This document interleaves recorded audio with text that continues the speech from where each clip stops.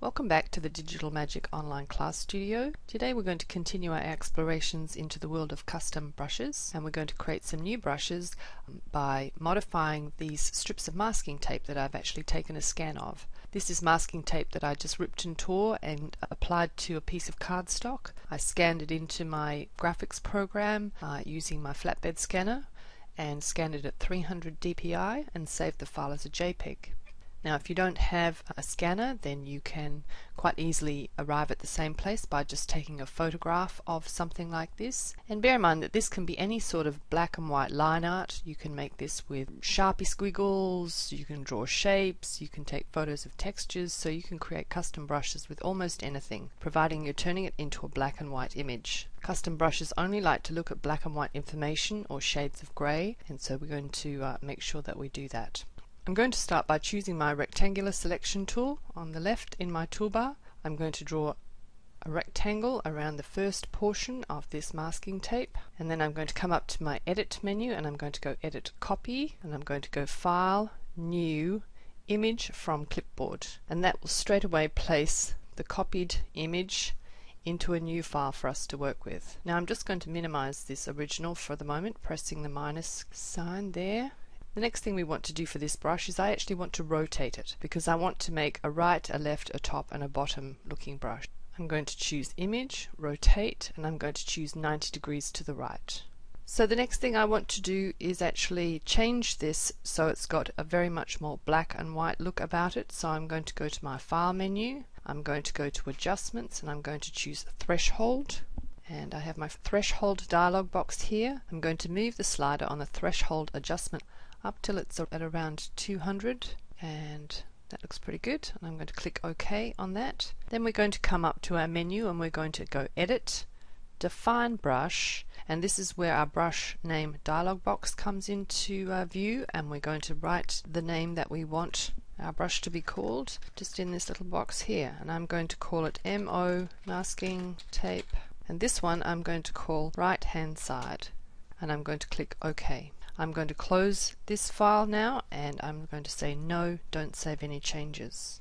I'm going to open up our master file again. I'm going to deselect this portion here that I've selected, and I'm going to press Ctrl or Command D to do that. Alternatively, you could come up to our select menu and choose deselect. So with our rectangle tool active again, I'm going to come back and make my second selection of the masking tape. We're going to repeat this process exactly the same way as we did last time. I'm going to go edit, copy, file, new, image from clipboard. It pops it straight into a brand new file for us. I'm going to just tuck the master away again. Now this time I want to rotate this image to the left, so I'm coming up to my image menu. I'm going to go rotate and 90 degrees to the left. We're going to duplicate the same steps as before. I'm going to come across to my filter menu.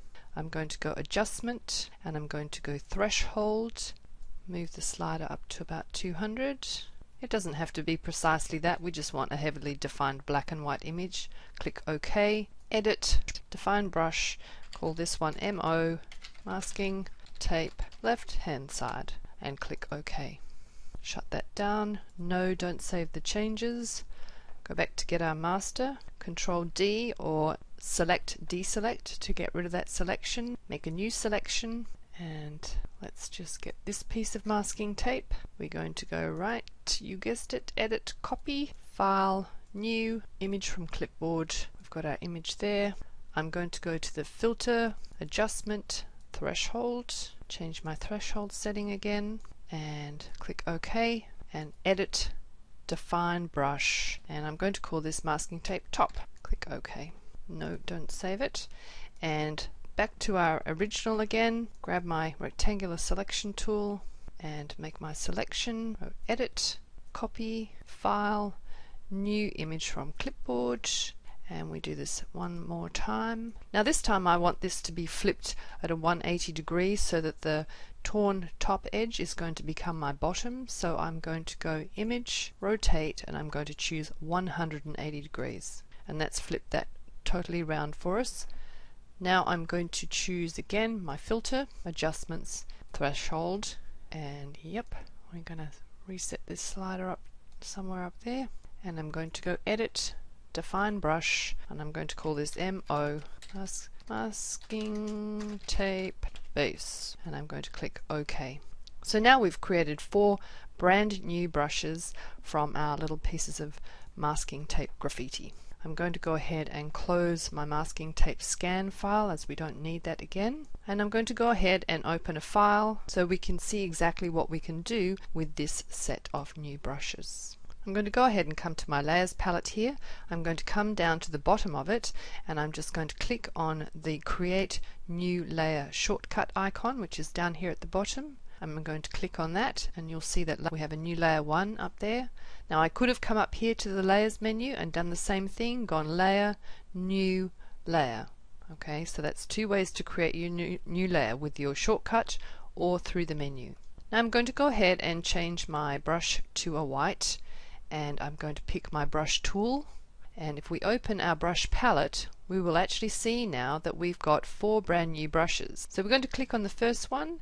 Its default setting is going to be the size that it was created, and that was at 1400 pixels. I'm actually going to make a smaller brush for us to use today, 290 pixels, that's fine. And I'm going to change the opacity setting of this brush down to about 80, and I'm just going to go ahead and see what it does. So this is laying paint on the new layer, so it's not actually destroying any of the image underneath, but we're actually just messing around with it and creating some interesting shapes and textures. Now I can come and pick the next brush, and I can pull the size of that down again, and we'd get some even further interesting different looks.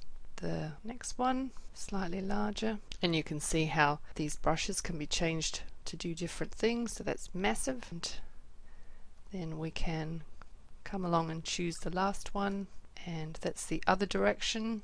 So you can see you could quite easily create a frame using the 4 brushes that we've made this afternoon.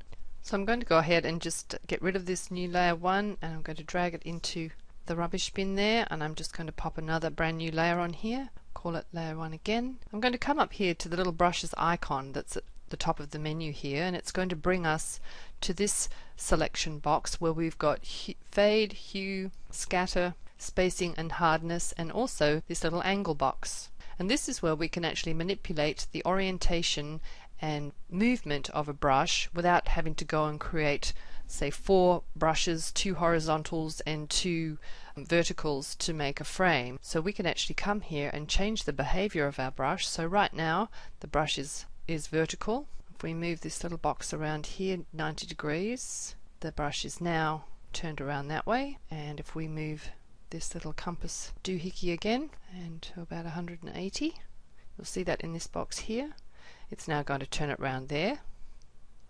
And if we move it further up to 12 o'clock, we've now got that brush shaped in that direction. You can also choose arbitrary angles for the brush. You can just mess around with it.